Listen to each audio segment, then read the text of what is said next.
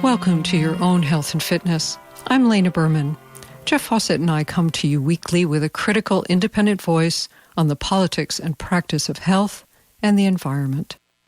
We live in the information age.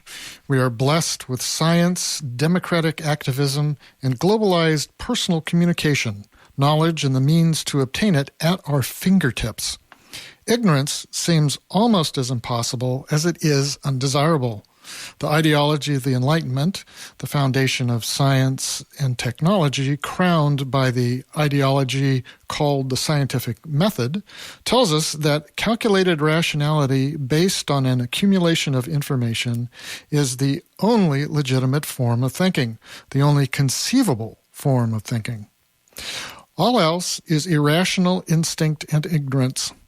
Yet some scientists are examining how actual human beings decide what to do with demonstrably better results than calculated rationality in the scientific method. With the age of Trump upon us, it seems as though we've entered a dark age in which instinct and ignorance prevail over well-informed, rational discourse. That seems to be the message. What if it's wrong?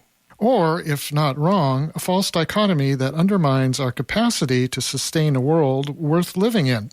Today, I'd like to tell you about how instinct and ignorance work to your benefit, and how calculated rationality isn't their enemy, but only a complement to a biologically older way of navigating the living world.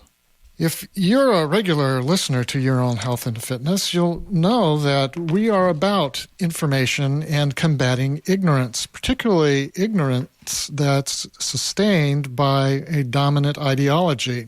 So, saying that we should pay attention to instinct and ignorance might seem strange to you. So let me give you some examples from experience with our radio show. Someone who is a regular listener had been listening to a topic that we cover regularly, which is wireless technologies, and was concerned about a friend's use of a cell phone. They suggested that that friend read the book Overpowered by Martin Blank, who we interviewed some time ago. The friend responded by saying, "I don't want to be frightened by the technology," and so declined to read the book. There's a lot packed into that response. One way to look at it is that that person chose the technology over information. Another view is that they had a sense already that the news was going to be bad and wanted to avoid it. That's an understandable response. Understandable, but is it wrong? Someone else of our listeners has been listening to our recent shows about climate change, climate disruption, and in particular a recent show that I did as an interview with Guy McPherson, and a show that Lena and I did that discussed a number of books on the subject of climate disruption. Not only McPherson's Going Dark, but also the book The Collapse of Western Civilization by Naomi Oreskes and Eric Conway, and Learning to Die in the Anthropocene by Roy Scranton. The friend encouraged someone to listen to one of these shows, and some way into it, that person had to stop because it was just too frightening to listen to. A lot's packed into that decision, too, such as having too much information, which seems heretical in our current climate. How could you possibly have too much information? It's also having a sense that what is going to be heard is going to be nothing but bad news.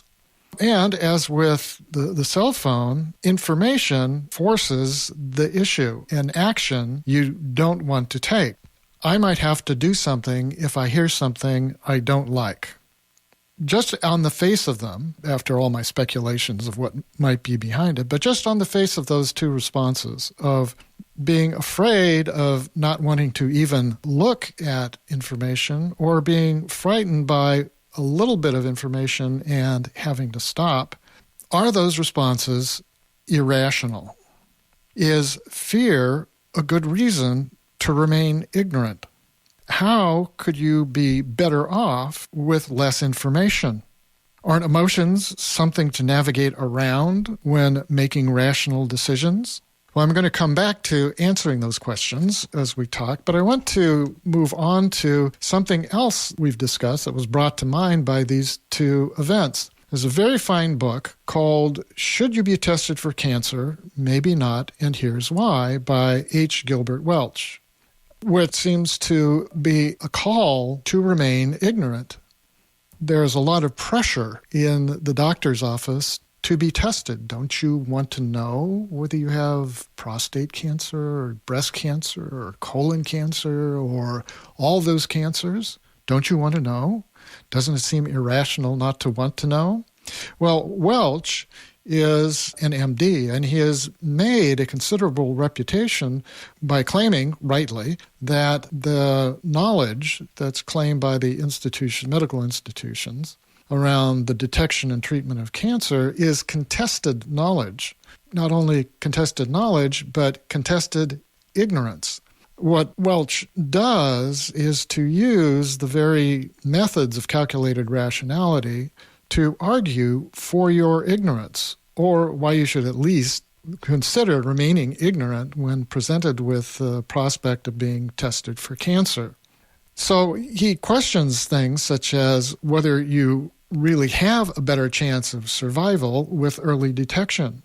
And there's a good deal of evidence to suggest that early detection of all the popular cancers actually does not improve your survival chances, since the standard presentation of these is that it reduces risks and so on. But when Welch actually goes through the research, there's good reason to doubt whether this actually makes life either longer or of higher quality. There are a number of ways that this gets cut, but he looks at the wide range of how this doesn't work. And he goes on to ask even more pertinent question, which is, what are you going to do if the results come back positive or negative? There are chances of what are called false positives and false negatives, so that you could have a diagnosis that you have cancer and go through a great deal of pain and suffering, and yet all for naught because you didn't have cancer in the first place. Or as in, for example, the case of prostate cancer, a kind of dominant practice that was adopted in Scandinavia was called watchful waiting, which meant that, well, it might be there, but so what? You're more likely to die with prostate cancer than to die from prostate cancer. And this can all get mixed up with, well, how aggressive is the cancer, and et cetera, et cetera. But the important point here is that he's arguing that before you get an answer, before you get that information, have a good idea of what you're going to do once the results come in. This all happens, as he points out, and as is suggested by what I just said, that this all happens in a particular institutional context. It's an institutional context in which there's a lot of force behind doing something. We need to do something. We need to test you, and then once we've tested you, there's a very bad result that's happened, so we need to do something, and the sooner the better. There's three sources of this pressure to do something. Medical professionals are trained to do something. That's their job, and that's in part because they feel the pressure of people coming to them to give them a cure. Someone said medicine should not be about cures, it should be about treatment, and you don't necessarily have to be treated. Yet there is an expectation very frequently that I am going to be cured.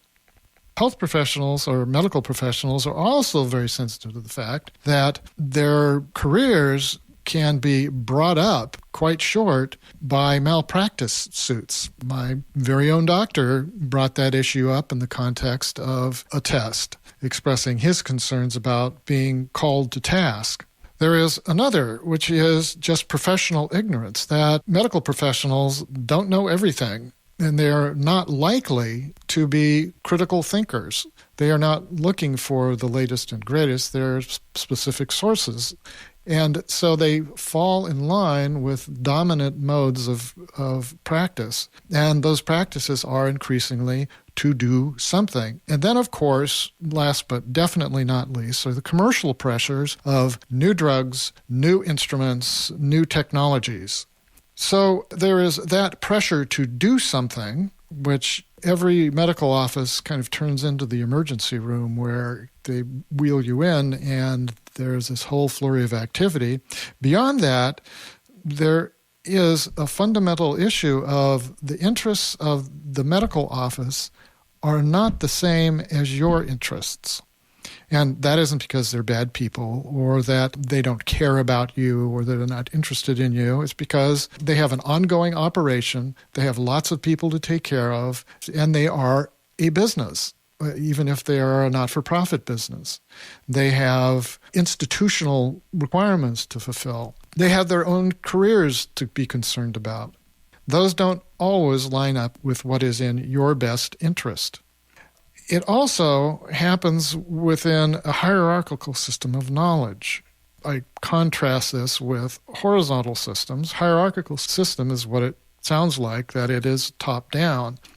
Even medical professionals have made this observation that MDs in particular and the folks who work under them, and I choose that word deliberately, and in the hierarchy, are trained to take orders. And that's how information flows. It flows from a top down. It flows from the NIH. It flows from medical journals. The hierarchical system and the horizontal system are both social systems. The hierarchical system is more military in form. So it's a matter of taking orders and fulfilling orders. I'll give you an example in my own personal experience. I had this pain after doing some gardening, and the pain didn't go away. In fact, it got worse over 4 days. So I was a little concerned because I couldn't figure out quite what was going on. I did all the things that you're supposed to do.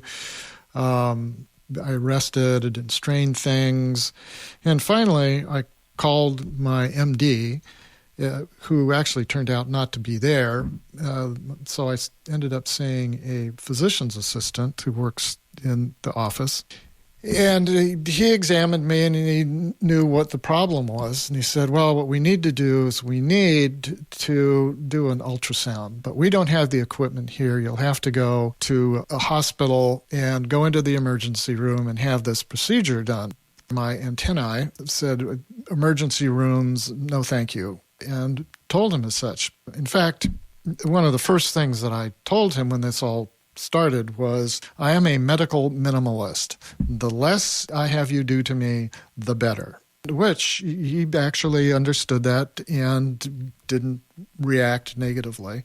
So when I told him I have not had good experience in emergency rooms, what are we looking for? He said, what we're looking for is whether you're getting blood flow to the affected area.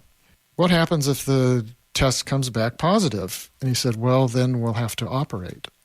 And I said, what happens if it comes back negative? And he said, well, then you go home. So I walked out the door, and I'm thinking about this.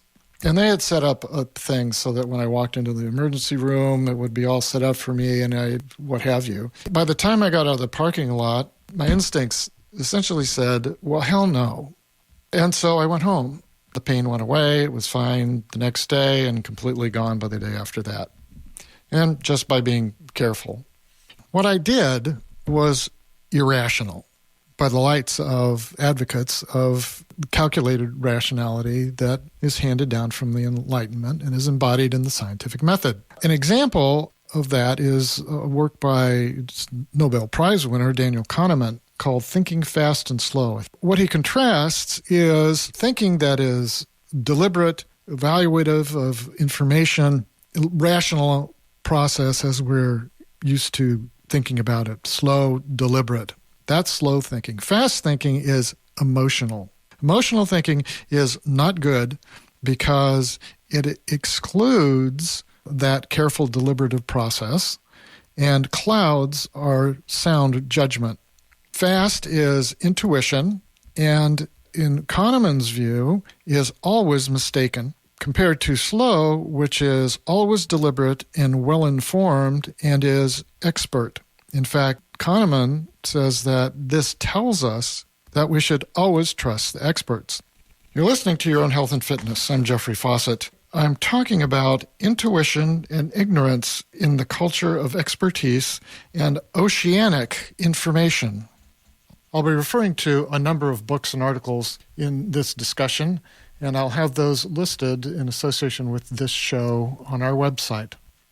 Now, in contrast to Daniel Kahneman is someone who, like Gilbert Welch, is an internal critic, and that's Malcolm Kendrick in his most recent book, Doctoring Data, which is full of not only reasons why you might not want to be tested for cancer, but many, many other things. What's interesting about Kendrick's book is that while he agrees with Kahneman that slow thinking is the cat's pajamas, he says very clearly, do not always trust experts. So he implicitly rejects the exclusivity of that hierarchical knowledge, that we should be skeptics. And so I want to go back to those opening examples of self-imposed ignorance and what that means in the context of advocating for slow thinking. How do we recognize that self-imposed ignorance from fear with what Welch is talking about? I would argue that neither response of not taking more information is irrational at all. The first thing to look at is the institutional or social context in which that information is being offered, and also look at the complicated emotional landscape in which they would be taken and received. At worst, the two decisions, not to find out more, to remain ignorant, to have self-imposed ignorance, is at worst a mistake, and probably is not a mistake at all. What comes to me when I think of this is, do we really have to listen endlessly to the horror stories that come to us as the news to know that bad stuff is happening and that bad stuff might affect us? We don't have to listen to it endlessly. We can often get the picture. A second thing, things change. Most importantly, the issue here isn't whether you accept, agree, join the club. The important thing is the actual outcomes. The presumption is that calculated rationality is the best way to get to desirable outcomes. Always. And that's the challenge. What I want to discuss with you now is how people actually make decisions and how well that works. And that's instinct and ignorance. And in fact, it works. It works for us. And it even works in science. This is not an outright rejection of calculated rationality in the scientific method, not at all. On the contrary, I've already mentioned two good examples of the scientific method being applied to keeping you out of institutional context and, in some sense, keeping you ignorant, self-selecting yourself to remain ignorant. Nor am I promoting instinct and ignorance as the only valid way to make decisions. This is not trust your gut versus do the math. What I encourage you to pay attention to is both, because we do both. They are integrated with one another. So in Daniel Kahneman's world, the world of thinking fast and thinking slow, instinct and ignorance are actively ridiculed. This is a place where experimental design is the bulk of the answer of why you get the outcome that you do. And there's a great deal of politics in this as well, the politics of science, which is the promotion of the culture of expertise. Always trust the experts, because the experts understand these details. You don't. In fact, I'm reminded of a Monty Python routine in which a woman is giving birth and she says something and the doctors say, "Go back to sleep, you're not qualified." What I want to bring to your attention is the work by a German scientist, Gerd Gigerenzer, summarized in he's got many books out, but the one I'm focused on is called Gut Feelings, the Intelligence of the Unconscious. And he contests the view of Kahneman that thinking fast is the wrong thing to do, in contrast to thinking slow. A fundamental point that Gigerenzer makes is that we are descended from creatures that survived by acting based on limited time and limited information. And what I would add to that is we are creatures descended from other creatures who survived by doing things based on limited time, limited information, limited capacities, and limited environmental support, both social and physical.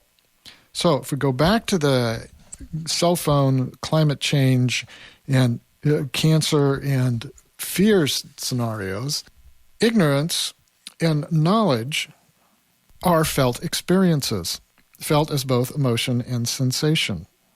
Several pieces of science point to how both emotion and sensation are your body informing you. There are three works that I want to point you toward. The first reference is to the work of Antonio Damasio, who articulates in his triad of books that starts with Descartes' error, where he talks about our emotional life being the result of our mind scanning what's coming in, our sensations, and how our body is responding to those sensations. So the emotions and the sensations are tied together, and that leads to our actions. That's a fairly old, relatively old conception. There is a famous article by the late 19th century psychologist William James, actually one of the innovators of psychology and philosophy as well, American in the pragmatist school, who wrote an article called The Bear. He takes the example of walking in the woods and seeing a bear, being frightened, and then running, or not running, or freezing, or climbing a tree, but having a physical reaction. What James says is that sight the bear and your body has already reacted. Your heart rate is already increasing, your legs are getting ready to run, you're feeling it, and then you feel the emotion of fear. So your body is reacting. It is sensing danger out, and you're ready to take off, and it is as a consequence of you scanning what your body is doing that you have the emotions that you do. That is something of what Gigerenzer means when he talks about the intelligence of the unconscious. It comes to consciousness after your body says, rapid heartbeat, bear, fright. Another and even more recent book is by the Alva Noe called Action in Perception, which further develops this idea, this body of science that says, really, when we see things, we're already seeing the thing. We're not getting blobs of color and shapes and interpreting them as something, and then in the interpretation having an emotional reaction to them and then figuring out what they are. We have a sensation of them. We may not think bear, we sense bear. Now, again, this is not your body telling you something. It is you sensing something. And that's a critical distinction. I'd like to tell you a personal story of this, that I live in rattlesnake country. I grew up in rattlesnake country. So that knowledge, that awareness is there in me. I'm out walking one day and I'm gathering wool. I'm thinking about something I'm not really paying close attention to in my environment, and I have this immediate sensation. Stop, snake, look. Now that wasn't a voice in my head saying that. It was a physical sensation, and in that order. Stop, I stopped. Snake, yikes, look. So I did. And there ahead of me, about 10 feet, was this most gorgeous California king snake. They're black with white stripes, really beautiful snake, about 4 feet long, maybe 5 feet long. So I told her how beautiful she was, and she looked at me suspiciously, and I carefully walked around her, and then she went on her way, and I went on my way, and we both had a lovely day, I'm sure. One very important thing that happens with emotions, as the work of Gigerenzer and his researchers points out, is that emotion focuses your attention on the object that concerns you. And it focuses your attention both internally and externally. What comes up with fear of cell phones, fear of climate disruption, fear of cancer, and trust in experts, those are all emotional instinctive responses. They get your attention to either learn more or remain ignorant. So Kendrick, his answer to why shouldn't we trust experts, and he devotes his entire book to why, and with specific things regarding a wide range of medical conditions and situations. Now, the irony, of course, here with both Kendrick and with Welch is that they are setting themselves up as an expert. And this, again, is in an institutional context in which you are encouraged to trust your doctor. And I can give you a kind of last personal example of this is when my mother, when she was still alive, was actually compared to what the norm for someone her age. She died in her early 90s. But someone her age, she was actually relatively under-medicated. But the doctors wanted to give her this one medication. I looked it up. I talked to her about it, told her that I was worried about this. And she essentially said, well, we'll see what the doctor says. I have a lot of confidence in her. I like her a lot. Sounds patently irrational. And at the time, that's what I thought. I think better of that now, particularly after I ponder this issue of intuition and ignorance. So I'm going to take a brief musical break, and when I come back, I'm going to talk some more about ignorance and intuition. I'm discussing quite a number of books and other reference material today. So for a list of that, go to our website, younghealthandfitness.org, and that list will be associated with this show. Now for some music. Stay tuned. We'll be right back. You're in the right place.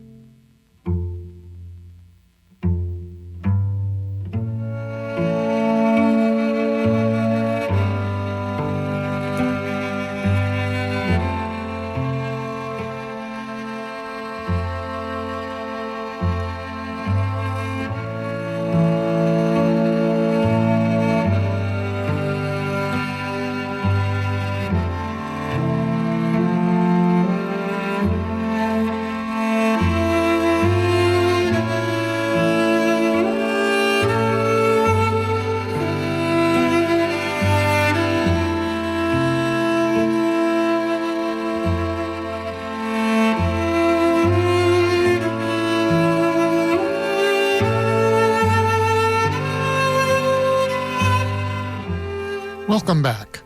This is Your Own Health and Fitness. I'm Jeffrey Fawcett. I'm talking today about intuition and ignorance in the culture of expertise and oceanic information. Our website, yourownhealthandfitness.org, has more information about this show and our archive of almost 700 shows, a free download of today's show, and free open access to our archive of almost 700 show recordings. To contact us, email us at admin@yourownhealthandfitness.org. And for today's show, I'm going to have a list on our website in association with this show, a list of all of the books and articles that I reference and discuss in this program. I was talking about Gerd Gigerenzer's work on gut feelings, and I want to go on now and talk about the research that they've done on how instinct and ignorance work. One thing that he points out, and that should be obvious to us, is that humans clearly use both instinct and ignorance as well as calculated rationality in doing what we do. In Gigerenzer's account, instinct has layers. It works this way. We have gut feelings, hence the name of his book, Gut Feelings, otherwise known as intuitions. It's what we experience. It's, should I take that cancer test? That's what we experience. Those are based on rules of thumb, or what he calls heuristics. An example of a heuristic is a rule that he cites as being common, which is, if it's wearing a white coat, trust it. That rule of thumb is what produces the intuition or gut feeling. Now, those rules of thumb are based on what he calls evolved capacities that we have acquired, human beings have acquired, through natural selection, cultural transmission, and learning of all kinds. And they include things such as language, recognition memory, object tracking, imitation, emotions, perceptions, as I described earlier, that is, perceiving things, not just blobs of color or sense. And finally, prosocial actions such as cooperation and following orders, which you'll recall back, I talked about knowledge being transmitted horizontally between peers and vertically from higher to lower.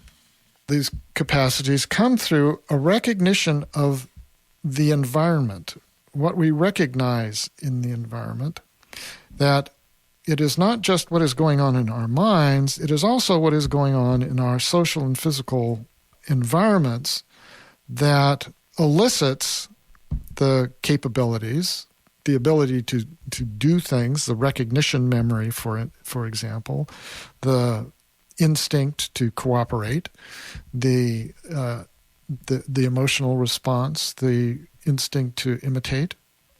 So that, for example, in the right context, someone entering a room that you're in and they're holding a needle is a threat and elicits fear, whereas if it's wearing a white coat, it is not perceived as a threat.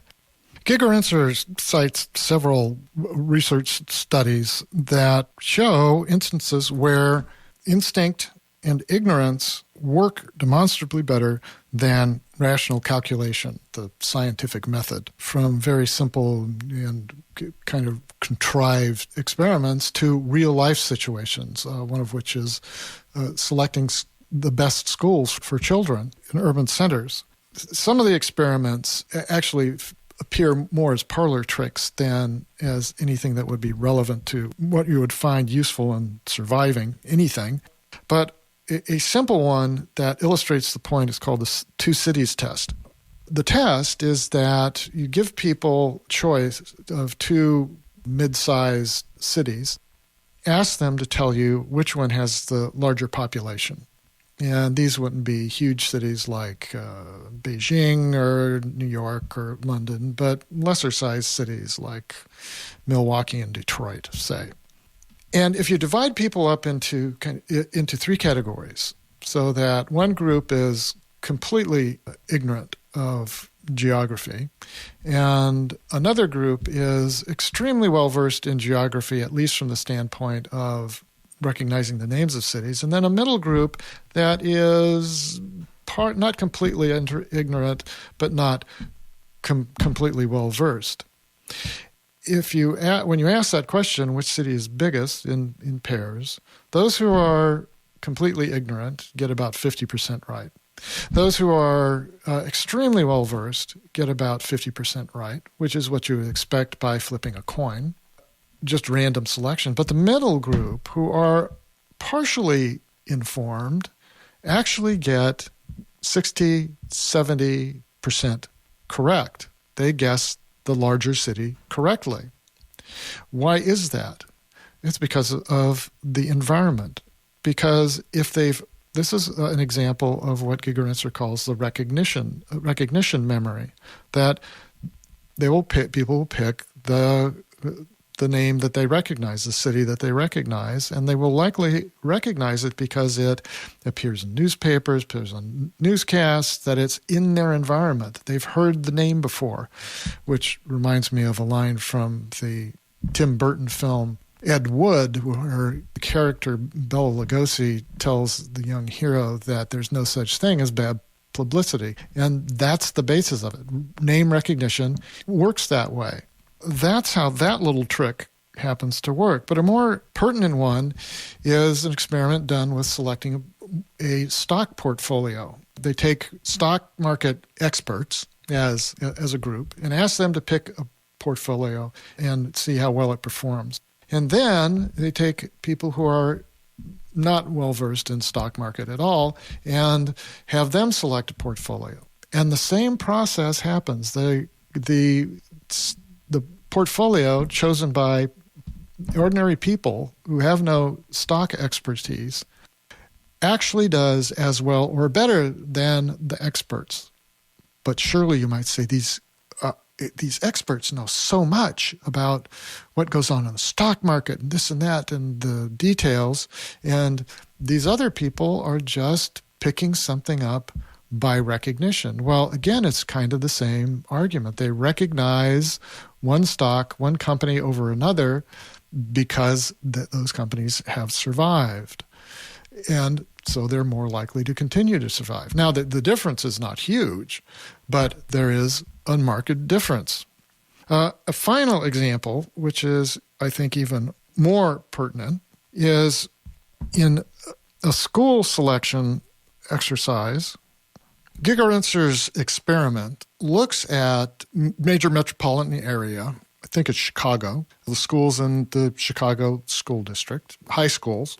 And as an indicator of quality of the school, he uses the dropout rate. What he is attempting to do is using about 20 factors, use those 20 factors to predict which school is going to have the lowest dropout rate as an indicator of the quality of the school. Slightly complicated, but just keep in mind this is about the quality of the education. So, 20 factors, quality of education. He develops two methods. One method uses the kind of the paradigm these days of advanced scientific thinking, which is a computer simulation based on statistical analysis of those 20 factors. The other uses a rule of thumb, which is an intuitive process that people do. And it's called Take the Best. Take the Best consists of taking all those 20 factors, listing them in order, and comparing two schools, or any number of schools you want, and going down the list until you reach a factor, say it's writing scores, where one school is better than the other. You stop there, that's the school you pick, as opposed to trying to take all 20 factors and crunch them through a complex formula to come up with the best. Take the best is you take the best one when you come to it, and then you stop. Simple, very simple rule of thumb, and it doesn't take a computer to do it.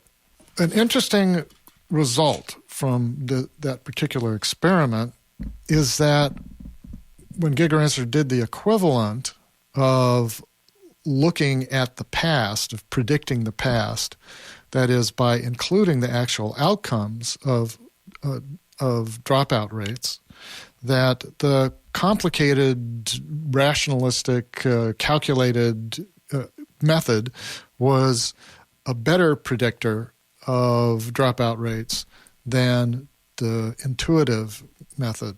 But if, as is normally the case in life, you're trying to predict the future, not the past, and so you don't know what the outcome is because uncertainty is part of the problem here, it is the take the best, the intuitive method that performs better. What Gigerenzer concludes from this is that good intuitions have to ignore some information. So you're going to make if you try to take into account everything that might affect the dropout rate in a school, you're going to end up with a worse outcome than if you take the best. So the lesson from that is that depending on how the question is asked and how the situation is framed, instinct and ignorance will perform better than the most rational calculation.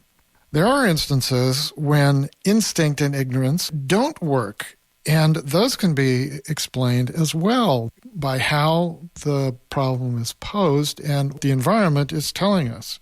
What I wanted to make sure that I talk about is how expertise actually works and how novices actually work. There's a good book that discusses this called Sources of Power, How People Make Decisions by Gary Klein. It has a discussion in it about how expertise is conferred by pattern recognition. Again, back to Gigerenzer, having recognition memory as one of those basic capacities that human beings have. And what experts do is they build up that store of recognitions, those memories, so that they can instantly recognize what a situation is and make a judgment as to what to do next.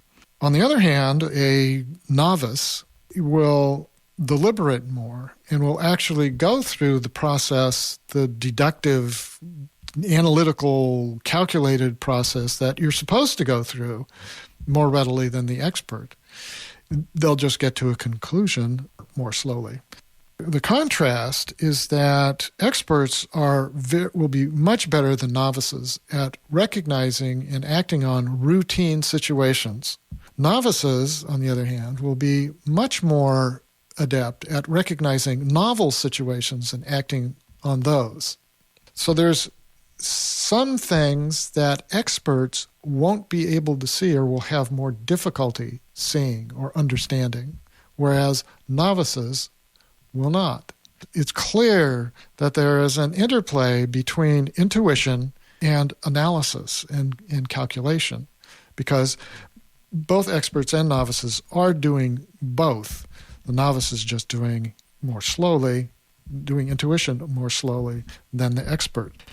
I'm going to talk directly about environments, how much you need to know to have a good outcome, because that's what we're concerned with. Concerned about the outcome of what you do.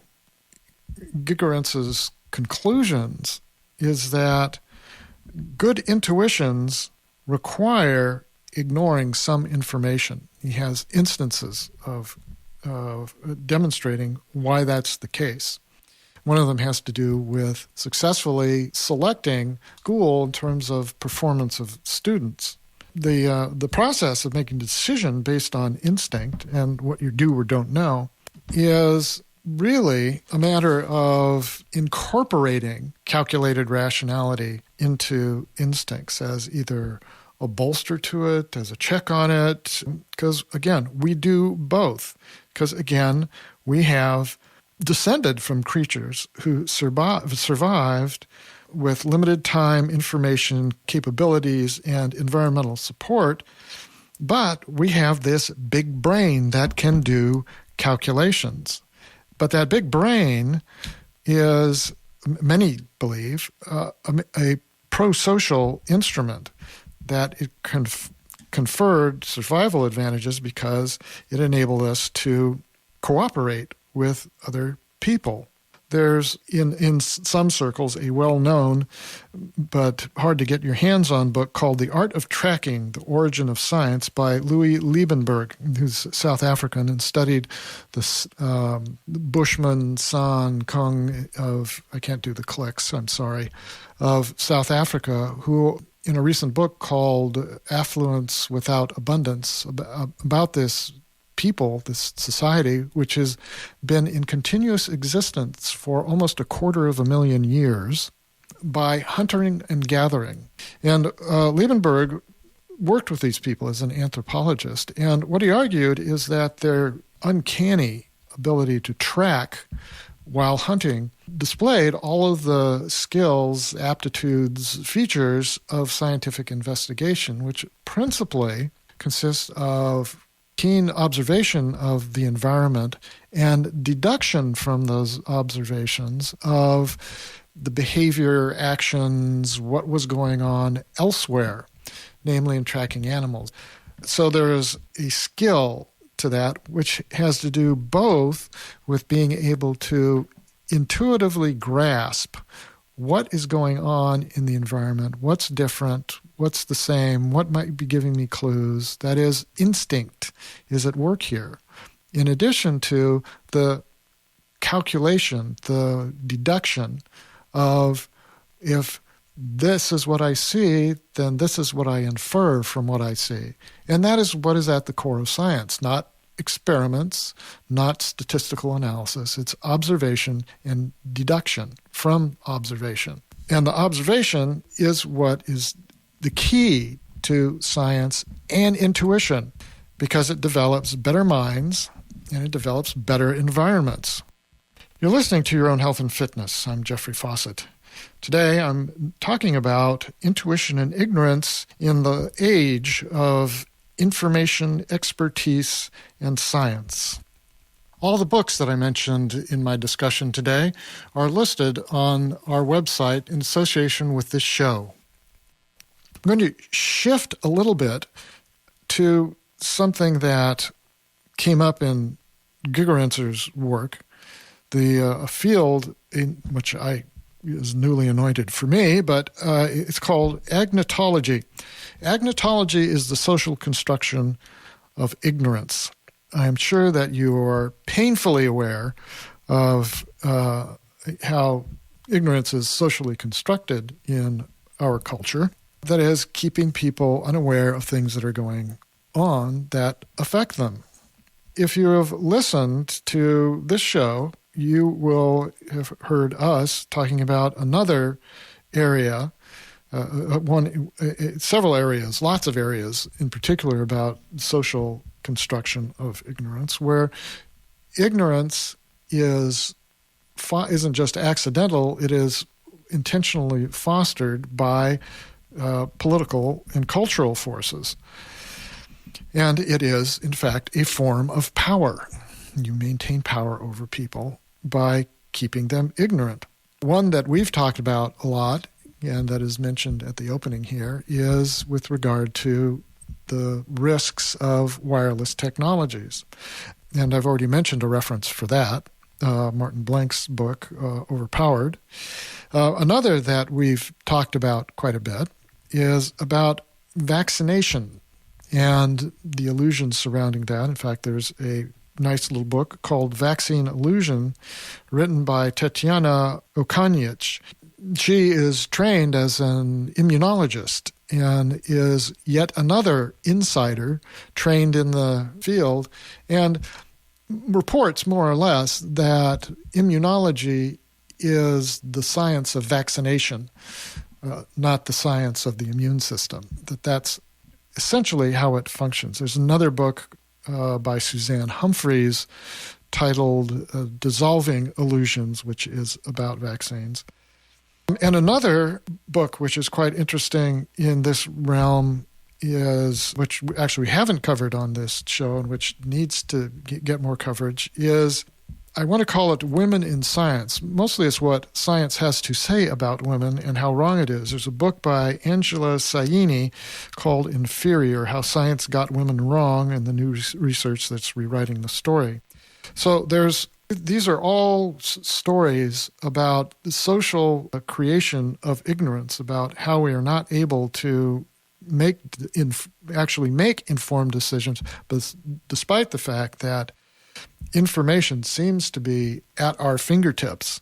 There's a branch of this that is referred to as the social construction of doubt, and that's a field, there's two important books on that. One's called Merchants of Doubt by Naomi Oreskes and Eric Conway, and Doubt is Our Product by David Michaels. Both of these books, well, the Oreskes book in particular, talks about how the tobacco industry is really the innovator in this respect of slowing the process down of being able to do anything by creating, if not ignorance, at least doubt.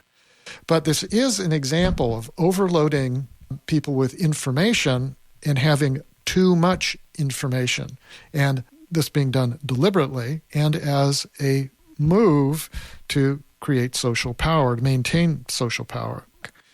So this doesn't start with tobacco and the pharmaceutical industry. It goes further back to the rise of advertising and marketing. One of the first products of the study of marketing and advertising was the field of propaganda, particularly around World War I. And if you want to go even further back, there was the imposition of ignorance by only having the monks able to read, and that having Gutenberg and the Bible teaching people to read was, in the long run, revolutionary, although its immediate effect was to cleave people, hold people close to the bosom of the church. So social construction of doubt and ignorance are not new phenomenon. They are, in fact, as old as society itself. One wonders how, as I mentioned at the opening, how is it even possible in the age of science and information and expertise that ignorance and intuition could have any play at all. It actually has a good deal of play in the very heart of the scientific enterprise. Malcolm Kendrick has a chapter he calls Challenges to the Status Quo Are Crushed and How. What he discusses in there is how the phenomenon of cognitive dissonance plays a powerful role in both how experts respond to contrary information, contrary science, and how we civilians respond to that. Cognitive dissonance, psychological distress comes from information or an environment, features of the environment that don't make sense with the way that you're currently thinking. What's a response? Well, a response can be fear, but very often in a professional context, it is covert or overt anger. Don't like this, don't want it. Life-threatening.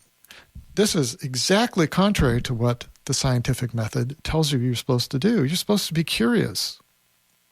You're not supposed to want certainty. You're supposed to recognize that certainty is almost certainly not possible, that we should continue to be curious. And yet, we see that resistance to new information, to contrary information, in the most powerful way, and it gets amplified when there are larger social forces at work. And I'm not thinking just about money.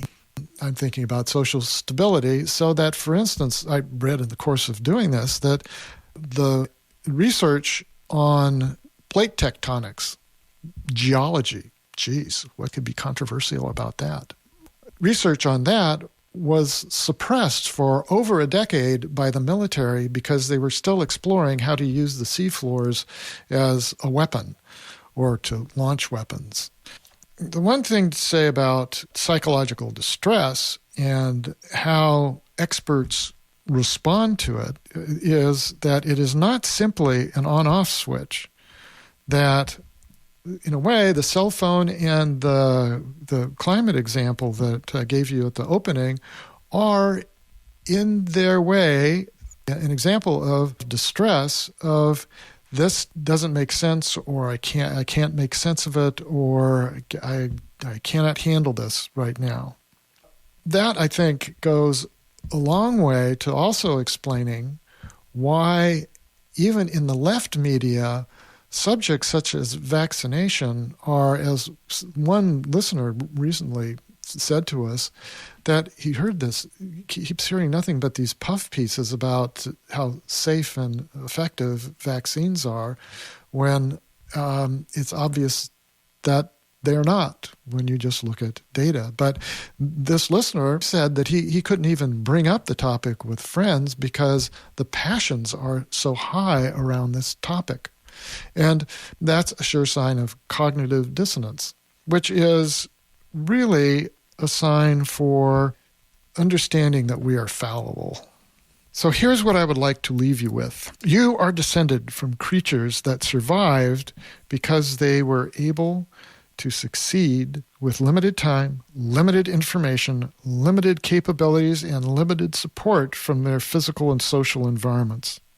Ignorance and uncertainty are simply permanent features of your world, a feature your intuition is made to accommodate and even take advantage of. It is not infallible, but it works well enough to bring our ancestors through 250,000 years. And what also brought us through was the capacity to reason through the evidence from our environment in support of or opposition to our gut feelings. One of the core principles of science is that you can be wrong, not just ignorant, but wrong. Outcomes are what it's all about, according to you versus according to the experts. And that, I believe, warrants humility, not anger. To summarize, stop, snake, look, find out what's what as best you can, and do the next thing. And I hope, with as much humility as you can.